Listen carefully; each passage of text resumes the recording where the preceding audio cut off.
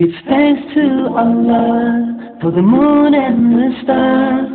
Praise Him all day for what is and what was. Take hold of your Iman, don't give in to Shaitan. Oh, you who believe, please give thanks to Allah. Allahu Ghafoor, Allahu Rahim, Allahu Yuhibbul Muhsinin. মাটি হবে আসল বাড়ি, মাটি হবে আসল বাড়ি, মাটি শেষ ঠিকানা, শেষ নিদানে মাটি যে তোর হবে রে বিছানা, শেষ নিদানে মাটি যে তোর হবে রে বিছানা।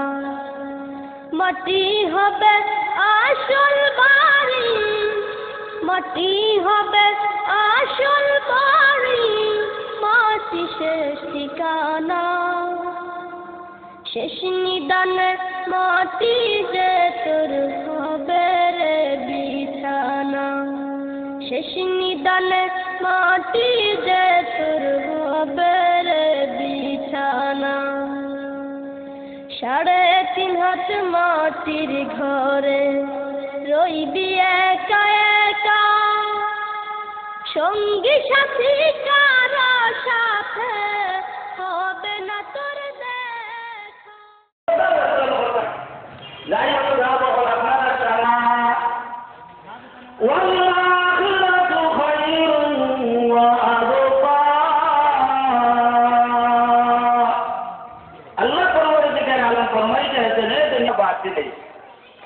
এই কারণে এক শাহিরে বলেন, নামি গেলাম এক শাহিরে বলেন যে আমি হই না যে তুমি সব সময় এই কিতাব আল্লাহ বিল্লাহ করো, কিন্তু এইগুলো আপনি আমি করতেই হবো। আপনি আমি যদি রুজি রোজগার করি না, আপনার আমার ফ্রেন্ড আছে, পরিবার আছে, ফ্যামিলি আছে, এগুলো চালাইব কিভাবে? আর আপনি আমি যদি একটু করে আচরণ মানুষ আপনি আমি পূর্বদিকের আলমে যে সমস্ত খাস কর্ম আপনারে দিয়া দিচ্ছেন, এই সমস্ত যদি জ্বালাঞ্জলি দিয়া কোরবানি দিয়া যদি আপনি আমি এই সমস্ত খাবার মধ্যে লাগি যাই, হয় আর বর্তর কিতা করতো নাই, ওই তো নাই। এই কারণে আমরা মনে করি খাম করলেই মনে হয় আমার রুজির গীত হইব, ব্যবস্থা হইব। আমি যদি নমাজও লাগি যাই, এবাদত বন্দেগীর মধ্যে লাগি যাই, তো এখানে একটা চুপ আছে। তুমি যে গেলাই মিয়া 5 মিনিট গেল কি সময়, এই সময়ের মধ্যে কত টাকা টিকে দিলাই, কিন্তু রিসেপশনওয়ালার মালিক আল্লাহ, খাওয়ানোওয়ালার মালিক আল্লাহ, পান্নাওয়ালার মালিক আল্লাহ, বাজানোওয়ালার মালিক আল্লাহ। আরিয়া যাই না একদিন বৃষ্টির দিন তারপর থেকে বারণ খেয়াল চলছে যাই দিয়া কিছু বাড়ি যখন আজ বৃষ্টির দিন কাস্টমার তো আইতো না, কাস্টমার তো কিনা করতো না, আইতো না, যাই দিয়া কিনা করতো।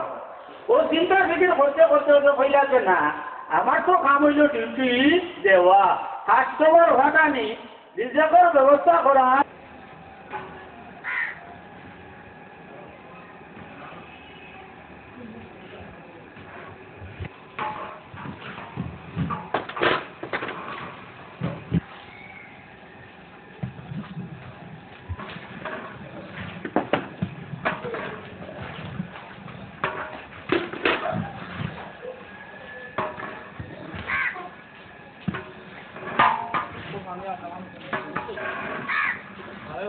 মাস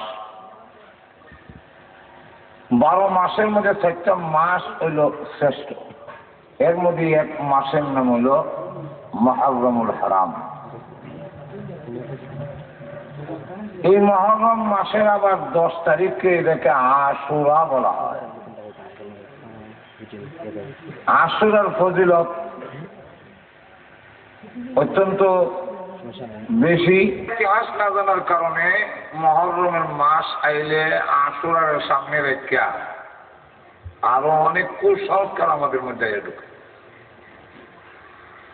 অনেক আছে আশুরার মাস, এই মুহররমের মাস আইলে অকল পয়লা দিন থেকে নিয়ে 10 তারিখ পর্যন্ত একটা রোজাও ছাড়ে না।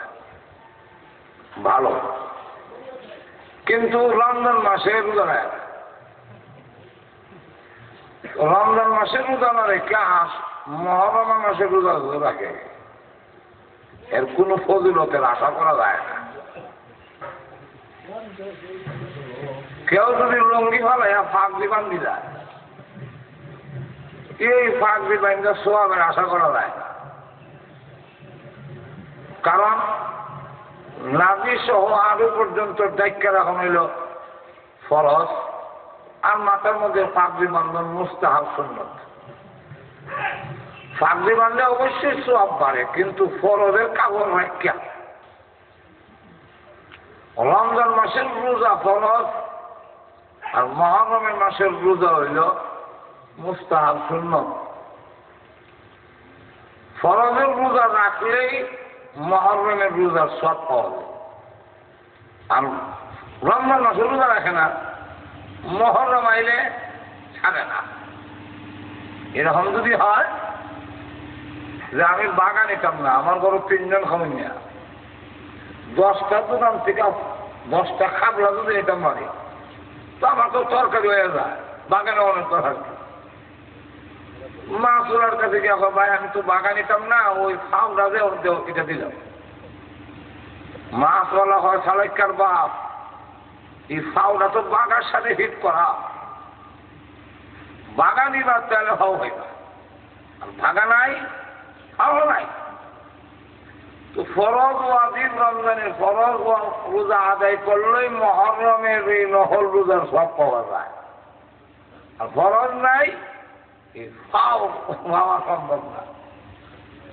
অথচ আল্লাহ রসুল বলছেন যে আফজালুস সিয়াম বা'দা রমাদান শাহরুল্লাহিল মুহররম। রমজানের রোজার পরে নফল রোজার মধ্যে সবচেয়ে শ্রেষ্ঠ রোজা হল মুহররমের আশুরা রোজা। আল্লাহ রাসূল সাল্লাল্লাহু আলাইহি ওয়াসাল্লাম বলেন, আশুরার দিন যদি সিয়াম ইয়াউমি আশুরা ফিরাস সানাতাল্লাতী ক্বাবলা, কেউ যদি মুহররমের আশুরার রোজা রাখে, তাহলে আল্লাহ রাসূল সাল্লাল্লাহু আলাইহি ওয়াসাল্লাম বলেন যে আমি আশা করি মহান আল্লাহ তার 1 বছরের পূর্বের গুনাহ মাফ করে দেন। হাদিস শরীফের মধ্যে আল্লাহ রাসূল আরো বলেন, সুমু আশুরা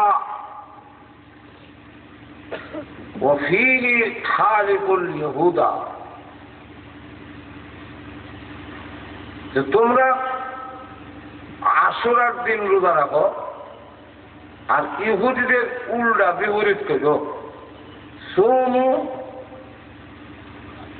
ক্বাবলাহু ইয়াওমান ওয়া বা'দাহু ইয়াওমান।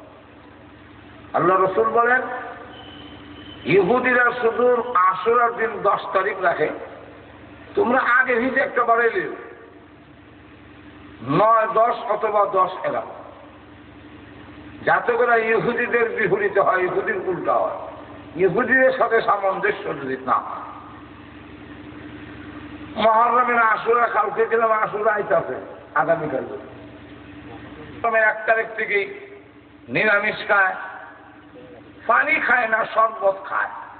আগে ভালো লম্বা করতে পারে না, কারণ কাবাগর পূর্ব দিকে লম্বা করে ঘুমাও, এখন না বিরাট দেবী কেন, এইদিকে আমার শ্বশুর বাড়ি,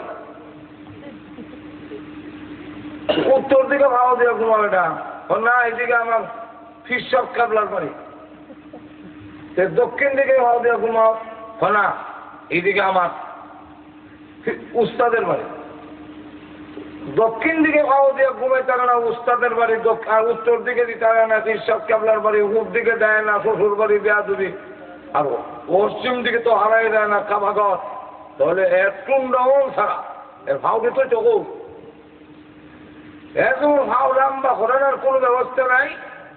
হুসাইন রাদিয়াল্লাহু আনহু শহীদ হয়েছেন, এই কারণে যদি বিয়া না করান যায় তাহলে এই মুসলমানের কপাল আর বিয়া নাই, এও টুন্ডা হয়ে বই থাকছে। মুহররমের মাসে আশুরার দিনে ভালো খাওয়ার খায় না, অথচ রসুলের হাদিসের সাথে এই জাতীয় মুসলমানের কোনো সম্পর্ক নাই, বরং আমরা আরো বিভিন্ন অপকর্মের মধ্যে লিপ্ত হয়। মীর মোশাররফ এক শিয়া লোক, সে একটা কারবালার ইতিহাসটাকে সামনে রেখে, ঘটনার সামনে রেখে একটা উপন্যাস লেখে। এই উপন্যাসের নাম হলো বিষাদ সিন্ধু। এটা কোনো ইসলামী হিস্ট্রি না, এটা ইতিহাসের কোনো বই না, যে উপন্যাসের বই। এটা আগা করে আমি বলছি, এটার মধ্যে শুরু করছে জয়নব নামে প্রেম প্রীতি দিয়া। কারণ উপন্যাসের বই না হইল তো আবার খানে করছি। এই আবার খানে বইটা দেখলাম বালা এবং মন্দ, বালা বইও আছে উপন্যাসের, মন্দও আছে, কিন্তু সবটার মধ্যে বেলা বিড়ির কিছু ভালোবাসা না দিলে এটা মজা হয় না। বিষাদ সিন্ধুরও জয়নব নামে একজন মহিলা রান্না, হুসেন রাদিয়াল্লাহু আনহু এই মহিলারা আসে, ইয়াজিদও আসে লাগাইতে কারবার।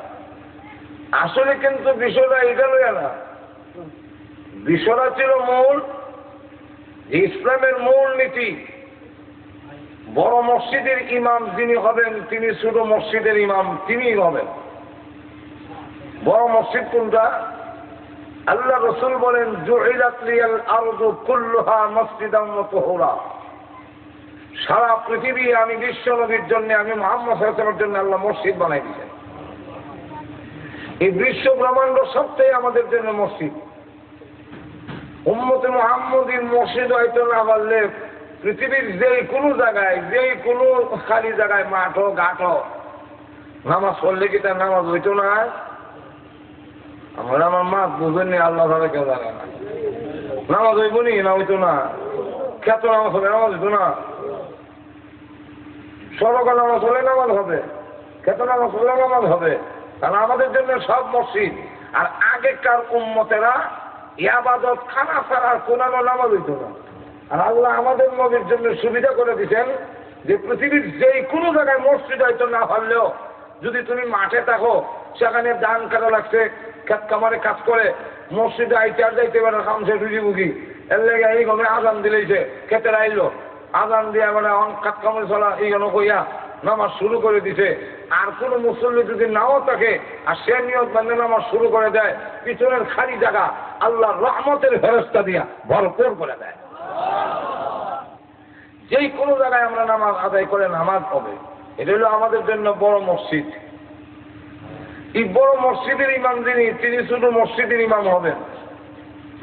বাইতুল মুকাররমের খতিব তো তিনি হবেন যিনি বাংলাদেশের প্রেসিডেন্ট হবেন।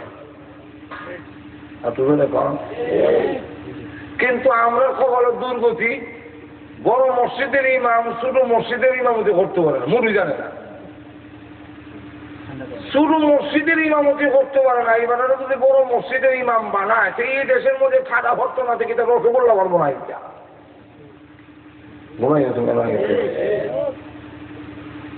আমরা দেশের অনেক এমপি, এক এমপি সব ঈদের নামাজে গেছে গিয়া 5 মিনিট আগে গিয়া হয়, 5 মিনিট বাকি আছে ঈদের জামাত হইতো, 8টার সময় জামাত, 5 মিনিট বাকি। মুয়াজ্জিন কই আজান দেয় লাগে, বড় ইমামের আদাব। মোহাম্মদ আব্দুল গফফার সাহেব রহমাতুল্লাহ আলাইহি উনি এক ঘটনা বলছিলেন যে বাইতুল মুকাররম চকবাজার মসজিদের সামনে এক লোকের জানাজা হবে, তখন সময় চকবাজার মসজিদের জায়গাটা সামনে জায়গাটা আরো খালি, দোকান ভাড়া কিনা দোকান। তো জানাজা যখন হবে, যার জানাজা হবে এরা আত্মীয় একজন এমপি, উনিও জানা খাইছে আত্মীয়তার সূত্রে।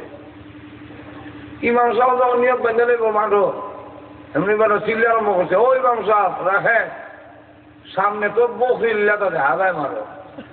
ঠিক আছে, আমরা সাথে মুখে নেই বকরিল্লাটা। সব মুসল্লিরা আসা শুরু করলো আর কি, যে জানাজার নামাজ সাজদা নাই। আপনারা ঘুমাই আছেন মনে, জানাজার নামাজ সাজদা আছে, রুকু আছে। তুই এবার খবরই নাই যে জানাজার নামাজ সাজদা লাগতো না, বকরিল্লাদের সামনে থাকলো, অসুবিধা নাই। এখন বড় মসজিদের ইমাম যিনি হবেন, তিনি শুধু মসজিদের ইমাম হবেন, অর্থাৎ বাইতুল মুকাররমের মসজিদের ইমাম হইতে গেলে যেই কোয়ালিটির দরকার লাগে, একজন পরেজগার লোক লাগে, কোরআন সহি শুদ্ধ লাগে, নামাজের মাসলা মাসের জানাতে হল লাগে, আর না হয় তার পিছনে কেউ নামাজ পড়বে না। তাহলে একজন পরেজগার মুত্তাকি বিজ্ঞ কোরআন হাদিস জাননেওয়ালা লোক যেভাবে বাইতুল মুকাররমের খতিব হবে, ঠিক বাংলাদেশের প্রেসিডেন্ট যিনি হবেন, একজন মুসলিম দেশের রাষ্ট্রনায়ক যিনি হবেন, তিনিও ইসলাম সম্পর্কে জানা থাকতে হবে, কোরআন হাদিস সম্পর্কে জানা থাকতে হবে, পরেজগার মুত্তাকি হইতে হবে, খোদাভীতি তার অন্তরে থাকতে হবে, আল্লাহর ভয় থাকতে হবে। আর না হয় রাষ্ট্র তার দ্বারা সঠিকভাবে পরিচালিত হবে না। এই ব্যাপারটা হলো এখানে যে ইয়াজিদ দেশ চালাবার যোগ্যতার অভাব ছিল না, রাষ্ট্র চালাবার যোগ্যতা যথেষ্ট ছিল, কিন্তু মসজিদের ইমামতি করতে গেলে যতটুকু পরেজগার হওয়ার দরকার, যতটুকু তাকওয়া থাকার দরকার, এতটুকু ইয়াজিদের মধ্যে ছিল না, এতটুকু তার মধ্যে পরেজগারি নাই। এই কারণে দেশের জনগণ যেহেতু চায় না ফাসিকের হাতে বায়াত হওয়ার জন্য, এই কারণে হযরত হুসাইন রাদিয়াল্লাহু আনহু দেশের জনগণের এই সত্য আহ্বানে সাড়া দিয়া ডাকে জবাব দিয়ে তিনি এই কথা প্রমাণ করে দিলেন, কাটা কর গর্দানে বসরা গई है करबला वाले बातिल के आगे झुक नहीं सकते खुदा वाले। এই কারবালা ওয়ালারা গলা কাটায় এই কথা প্রমাণ করে গিয়েছেন যে খোদার তুহিদের সামনে, নাফরমানদের সামনে, পাপিষ্ঠদের সামনে আল্লাহ ওয়ালারা কখনো মাথা নত করতে পারে না।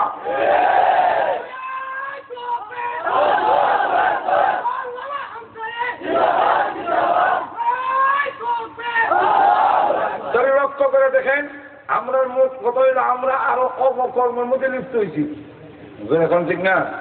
তো সেখানে না লাগাই দিছে, আর যত নিশা মাছ আছে সব ঈদের ভিতরে ঢুকাইছে।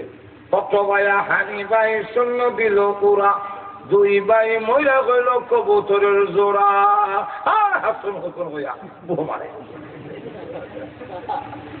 এরকম ঠিক নেই? কাছে মালিক রনে যাইতে চাঁদে বিবি সখী নয় রে,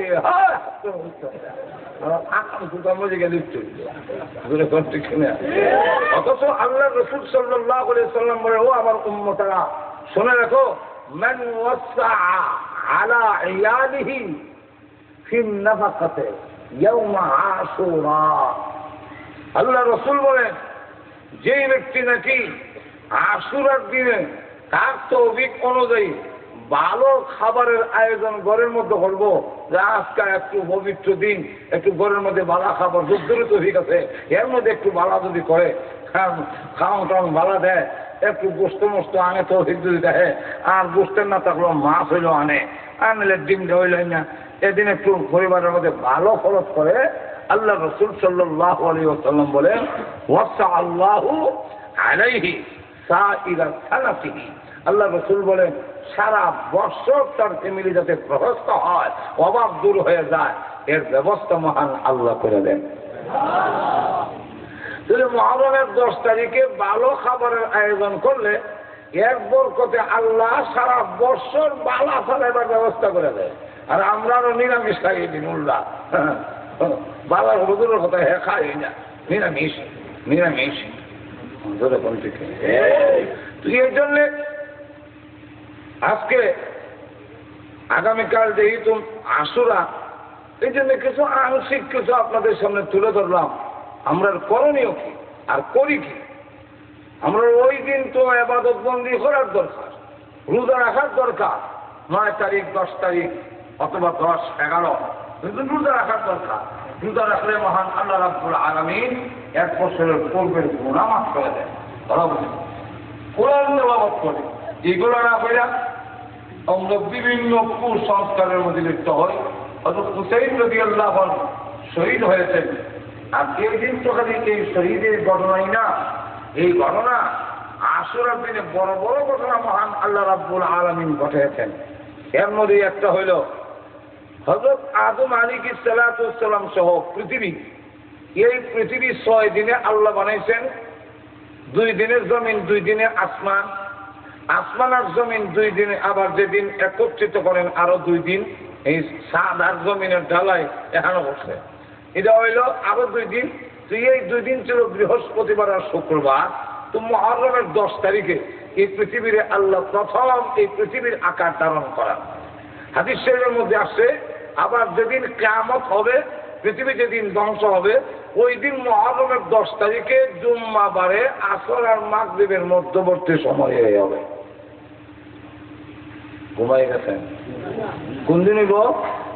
আসর আর মাগরিবের মধ্যবর্তী সময়, বার হইল শুক্রবার, আর তারিখটা হইল 10ই মুহররম, আশুরার দিনে।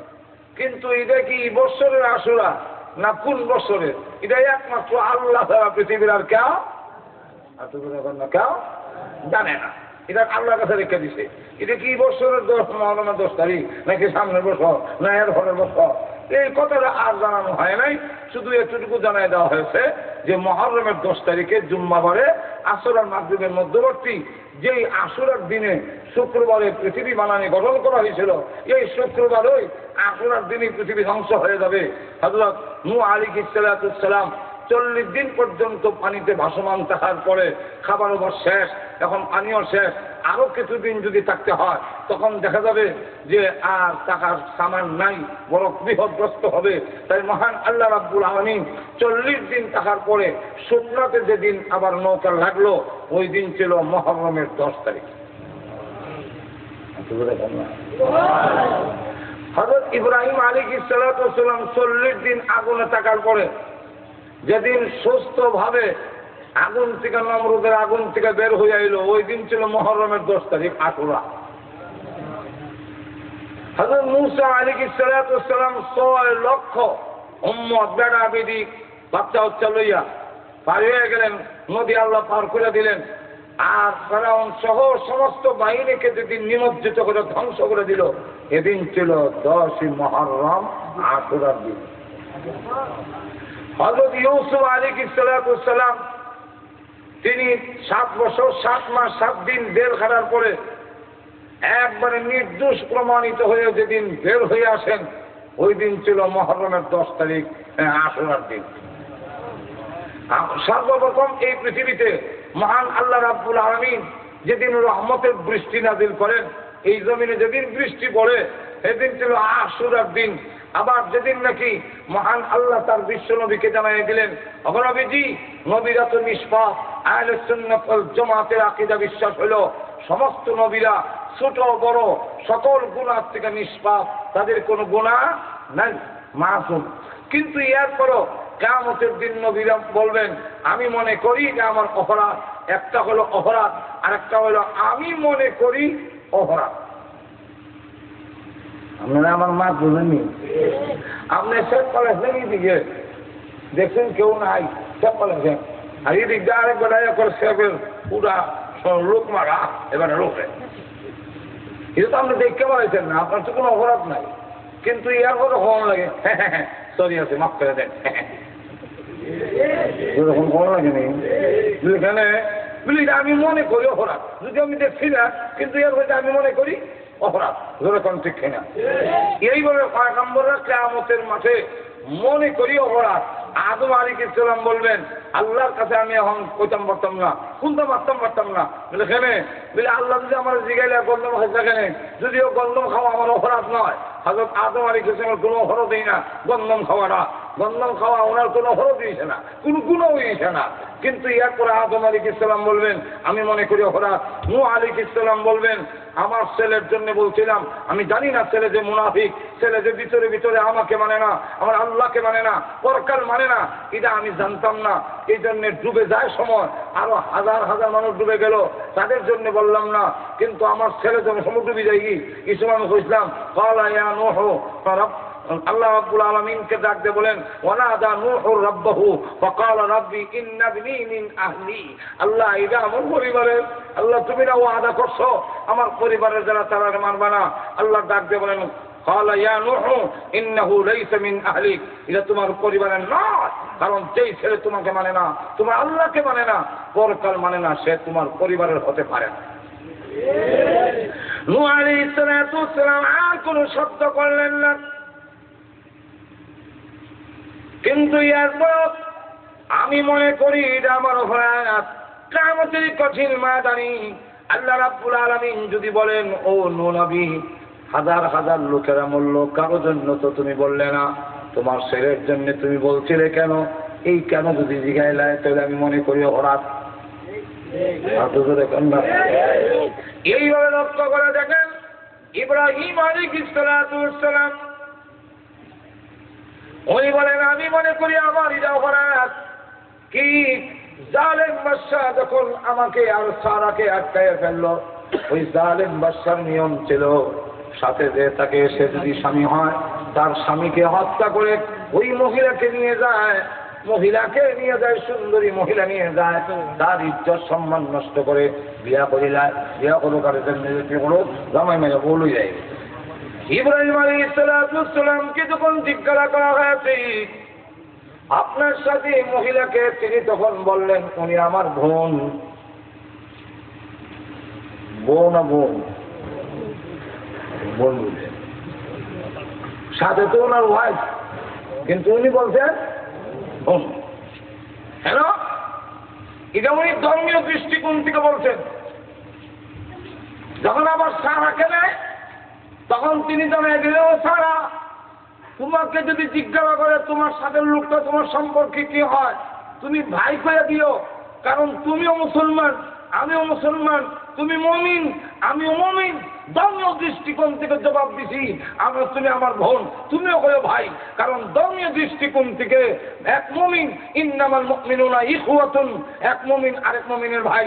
সুতরাং আপনি আমার যেমন ভাই আর আমিও আপনার ভাই, জামাই বউ তো ধর্মীয় দৃষ্টিকোণ থেকে ভাই বোন। আর দুজনে কন্যা। আরে আগেকার আমলে আমাদের ব্রাহ্মণগড়ের একজন বড় আলেম ছিলেন, উপাধি ছিল ফখরে বাংলার, নাম হল সাবুল ইসলাম সাহেব রহমতুল্লাহ। উনি যে সময় বিয়ে করেন, কারি ইব্রাহিম সাহেব রহমতুল্লাহ আলাহ মেয়ে বিয়ে করেন, বড় জবরদস্ত আল্লাহ ছিলেন। তো কারি ইব্রাহিম সাহেব রহমতুল্লাহ আলাইকে ছেলে দেখবার লেগে, ছেলে উপযুক্ত কিনা, আর উপযুক্ত কিনা আগে তো আমরা এইভাবে প্রশ্ন করা হয়েছে। আমরা শুধু সময় দেখছি গ্রাম এলাকার কৃষক লোকেরা যখন জামাই পরীক্ষা করতো তখন বিভিন্ন প্রশ্ন করতো, আল গৃহস্থির প্রশ্ন, দেখি আল গৃহস্থির কেমন অভিজ্ঞতা। এলাকার তদানীন্তন সময়ে এক লোক মেট্রিক পাস করছে, যে সময় মেট্রিক পাস করছে কয়েক গ্রামের লোকেরা এ দেখো লাগতো। দুইবার গ্রামের লোক আইছে, জামাই মেট্রিক পাস জামাই দেখতে হয়, এখন বেড়া 4টা গুরুর পড়াতে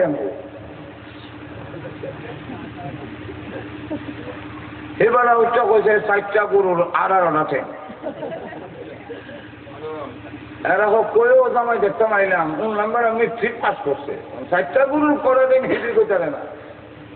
এবারের কাছে বিয়া দিয়া খেতে হইব, লোক যাই গিয়ে জামাই ভগবান তো বাড়ির লোকেরা কয় তোর মেট্রিক পাস করলে 4টা গরুর করে দেন ইটো হইতে না, কিতা হস্ত তখন কয় ইটা ভাবতাম না এখানে, 4টা গরুর করে দেন ইটা ভাবতাম না এখানে, যা লোকে দেখেন 4টা গরুর তো শুনলো না। আর আমার মতো মেট্রিক পাস লোক রেজে বেড়া জিগায় 4টা গরুর কটা ট্যাং, হ্যাঁ 2টা ট্যাং যোগ দিলে তো আর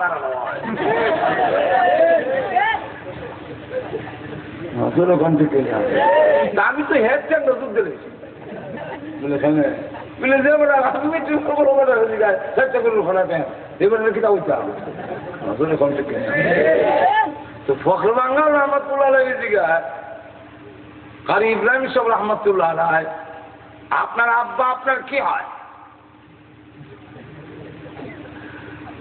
আমরা কোন ছেলেরা যদি কোনো দেখতে মনে হবে বাবা তোমার বাপ তোমার কিটা হয়, এরকম ওই মনে আশ্চর্য প্রশ্ন। আব্বা তো আব্বা, আর বেশির থেকে বেশি একটু সাগাত করে কইলেও আব্বা তো আমার মা স্বামী।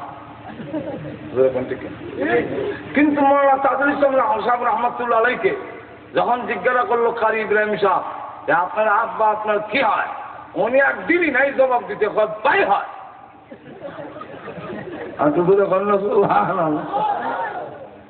কারি ইব্রাহিম সাহেব ছেলে উপযুক্ত, ছেলে উপযুক্ত। আমি প্রশ্ন করছি কোন দৃষ্টিকোণ থেকে, এটা বুঝাও আন্তর্যোগ্যতার দরকার, যেরকম ঠিক কিনা।